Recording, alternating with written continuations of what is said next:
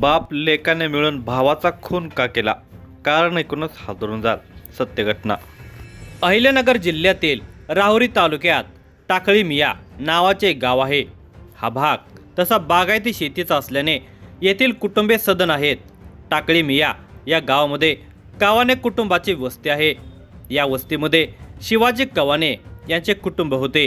या कुटुंबात शिवाजी यांची पत्नी शारदा, मोठा मुलगा योगेश आणि त्याची पत्नी वैष्णवी, तर धाकटा मुलगा किरण असे सदस्य राहतात. किरण हे विवाहित आहे, पण त्याची पत्नी सासरी नांदत नाही, कारण किरणच्या दारूच्या व्यसनामुळे ती कंटाळून माहेर गेलेली होती. शिवाजी कवाने यांची थोडीफार शेती असून गावामध्ये एक पंक्चर काढायचे दुकान आहे. शिवाजी कवाने यांचा मोठा मुलगा योगेश हा अहिल्यानगर MIDC मध्ये कामाला आहे. धाकटा मुलगा किरण हा काही काम करत नव्हता. दररोज सकाळी आईबापाकडून पैसे घ्यायचे, त्याची दारू ढोसायची असा त्याचा नेहमीचा उद्योग होता. दारूसाठी पैसे दिले नाही तर घरातल्या लोकांना शिवीगाळ करून मारहाण करायची, हाच त्याचा एकमेव उद्योग. त्याच्या या वागण्याला घरचे सगळे वैतागले होते. याचं काय करायचं हा प्रश्न कवाने कुटुंबाला पडायचा. दिवसेंदिवस किरणचं व्यसन बळावत चाललेलं होतं. या वैतागामुळं वडील शिवाजी मोठा मुलगा योगेशला म्हणाले, याचा काहीतरी बंदोबस्त करावा लागेल. शनिवारी दिनांक 14 फेब्रुवारी 2026 रोजी MIDC मध्ये नोकरीला असलेल्या योगेशने अहिल्यानगरहून त्याच्या मित्राची मोटर कार आणली होती. रात्री 10:30 वाजता घरातील सर्वांनी जेवण केलं. किरण याने त्या दिवशी दारू पिली होती. तो दारूच्या नशेमध्ये होता. सर्वांची जेवणं आटोपल्यावर शिवाजी कवाने हे पत्नी शारदा हिला शेतातील वस्तीवर झोपायला सोडण्यासाठी गेले होते. इकडे किरण कवाने दारू पिऊन दंगा करत होता. योगेश घरात होता. योगेशला पाहून किरण त्याला शिवीगाळ करू लागला. ते पाहून योगेश चिडला आणि त्याने किरणला आडवे पाडले. तरीही किरण शिवीगाळ करत असल्याने योगेश त्याच्या छातीवर उभा राहिला. त्याच्या छाती आणि गळ्यावर त्याने जोराचा पाय दिला.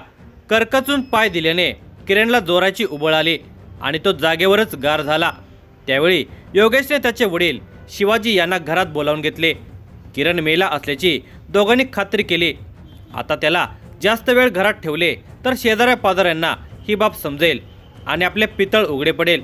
पोलीस आपल्याला पकडतील, म्हणून मृतदेहाची विल्हेवाट लावायचे त्यांनी ठरवले होते.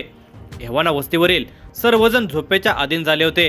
रात्री उशिरा शिवाजी योगेश या बाप लेकाने किरणचा मृतदेह गोणपाटात भरला. योगेशने मित्राची स्विफ्ट कार आणली होती, त्यामध्ये तो ठेवला. आता ते दोघेजण स्विफ्ट कार घेऊन राहुरी वाबोळी मार्गे डोंगरगण घाटामध्ये आले. रस्त्यावर कोणीच नव्हते. त्यांनी आजूबाजूला पाहिले. कोणी नसल्याची खात्री करून मृतदेह ठेवलेले ते गोणपाट डोंगरावरून खाली दरीमध्ये फेकून दिले. काही घडलेच नाही अशा आविर्भावामध्ये ते घरी परतले. मंगळवार दिनांक 17 फेब्रुवारी 2026 रोजी सकाळी 11 वाजण्याच्या सुमारास अहिल्यानगर तालुक्यातील डोंगरगण येथील पोलीस पाटील आदिनाथ मते यांनी MIDC पोलीस स्टेशनचे सहाय्यक पोलीस निरीक्षक माणिकराव चौधरी यांना फोनवरून कळवले की वांबोरी ते डोंगरगण जाणाऱ्या रोडवरील डोंगरगण गावाच्या शिवारामध्ये घाटामध्ये डांबरी रस्त्यापासून वन विभागाच्या हद्दीमध्ये खोल दरीमध्ये झाडाझुडपात गट नंबर 474 मध्ये एका पांढऱ्या रंगाच्या गोणपाटात 35 ते 40 वर्षे वयोगटाच्या पुरुषाचा मृतदेह आढळून आला आहे. अनोळखी पुरुषाचा मृतदेह आढळल्याची माहिती मिळताच याची माहिती वरिष्ठांना तसेच अहिल्यानगरच्या पोलीस नियंत्रण कक्षाला दिली.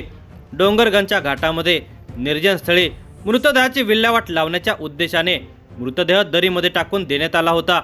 मृतदेह सहजासहजी ओळखणार नाही अशा अवस्थेमध्ये होता. पोलिसांनी मृतदेहाचे फोटो घेतले. मयताच्या हातावर KK असे इंग्रजीमध्ये गोंदले होते. फोटो काढून पोलिसांनी सर्व पोलीस स्टेशनला पाठवले. मृतदेहाची ओळख लवकर पटणे गरजेचे असल्यामुळे पोलीस अधीक्षक सोमनाथ घारगे आणि उपअधीक्षक शिरीष वमने यांनी घटनास्थळाला भेट देऊन MIDC पोलिसांना मार्गदर्शन केले. घटनास्थळ आणि मृतदेहाचा इन्क्वेस्ट पंचनामा करून मृतदेह तपासणीसाठी अहिल्यानगरच्या सिव्हिल हॉस्पिटलमध्ये पाठवण्यात आला. तसेच स्थानिक गुन्हे शाखेचे पोलीस निरीक्षक किरण कुमार कबाडे यांचे पथक त्याचप्रमाणे फॉरेन्सिक एक्सपर्ट टीम तात्काळ घटनास्थळावर हजर झाली. डोंगरगंजच्या जंगलामध्ये दरीमध्ये एका पुरुषाचा मृतदेह सापडल्याची माहिती समजताच आजूबाजूचे लोक घटनास्थळी जमू लागले. त्याविषयी ते चर्चा करू लागले. पोलिसांचे लक्ष या चर्चेकडे होते. त्यामध्ये लोकांच्यामध्ये अशी चर्चा होते की अहिल्यानगर जिल्ह्याच्या राहुरी तालुक्यातील टाकळीमिया येथील एक तरुण 2 ते 3 दिवसांपासून बेपत्ता आहे. मात्र त्याच्या कुटुंबाने त्याविषयी पोलीस स्टेशनला खबर दिली नाही. टाकळीमिया येथील तरुण किरण कवाने हा गेल्या काही दिवसांपासून गायब होता. ही बाब पोलिसांना समजली होती. मयताच्या हातावर के असे गोंदलेले असल्याने पोलिसांना खात्री पटली की मृतदेह किरण कवाने याचाच असावा. दरम्यान मृतदेहाचे सिव्हिल हॉस्पिटलच्या वैद्यकीय अधिकाऱ्यांनी पोस्टमॉर्टम केले. मृतकाची ओळख पटली नसल्याने मृतदेह शवागृहामध्ये ठेवण्यात आले होते. मयत पुरुषाचे वय अंदाजे 35 ते 40 होते. तसेच त्याची दाढी काळीभोर वाढली होती. त्याच्या उजव्या हातावर छत्रपती तर उजव्या हाताच्या अंगठ्याजवळ इंग्रजीमध्ये के असे गोंदले होते. त्याच्या छातीवर डाव्या बाजूला इंग्रजीमध्ये सोनाली असे गोंदले होते. दोन्ही हातांच्या बोटांच्या नखावर लाल रंगाचे नेल पॉलिश लावले होते. पोलिसांनी ही सारी टिप्पणी तपास यादीमध्ये लिहून ही यादी सर्वत्र पाठवली होते. पोलीस ठाण्याचे सहाय्यक पोलीस निरीक्षक माणिकराव चौधरी यांच्या नेतृत्वाखाली तपासाला सुरुवात झाली.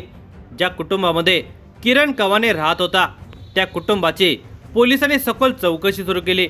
दिनांक 14 फेब्रुवारी 2026 रोजी कुटुंबातील तरुणाबांड मुलगा बेपत्ता होऊनही कुटुंबातील कोणीही साधी खबर पोलिसांना दिली नसल्याने पोलिसांच्या मनामध्ये कुटुंबाविषयी संशय निर्माण झाला होता. मयत किरण कवानेचे वडील शिवाजी कवाने, भाऊ योगेश यांच्याकडे सखोल चौकशी केली. पण सुरुवातीला त्यांनी थातुरमातुर उत्तरे दिली. पण त्यांचे हे खोटेपणाचे अवसान फार काळ टिकले नाही. आता आपली डाळ शिजणार नाही हे लक्षात आल्यावर त्याने एक विदारक सत्य सांगितलं. व्यसनी मुलाचा खून केल्यानंतर त्याच्या मृतदेहाची विल्हेवाट लावली असल्याचे योगेश शिवाजी कवाने आणि वडील शिवाजी कवाने याने कबूल केली. मृतदेह सापडल्यानंतर पोलीस कॉन्स्टेबल ज्ञानेश्वर तांदळे यांनी MIDC पोलीस ठाण्यामध्ये अनोळखी इसमाच्या खुनाबाबत अज्ञात व्यक्तीविरुद्ध फिर्याद देऊन सदरचा गुन्हा रजिस्टर नंबर 120/2026 भारतीय न्याय संहिता 103(1) 2023 238/2023 खुनाचा आणि पुरावा नष्ट करण्याचा गुन्हा दिनांक 17 फेब्रुवारी 2026 रोजी सायंकाळी दाखल केला होता. मयत आणि संशयिताची नावे स्पष्ट झाल्याने आता तो वरील संशयितांच्या नावे दाखल झाला. या प्रकरणाचा तपास पोलीस अधीक्षक सोमनाथ घारगे व उपअधीक्षक शिरीष वमने यांच्या मार्गदर्शनाखाली सहाय्यक पोलीस निरीक्षक माणिकराव चौधरी यांनी उपनिरीक्षक विनोद परदेशी, सहाय्यक फौजदार राकेश खेडकर, कॉन्स्टेबल नवनाथ दहीफळे, जयसिंग शिंदे, सूरज देशमुख, ज्ञानेश्वर तांदळे यांनी केला.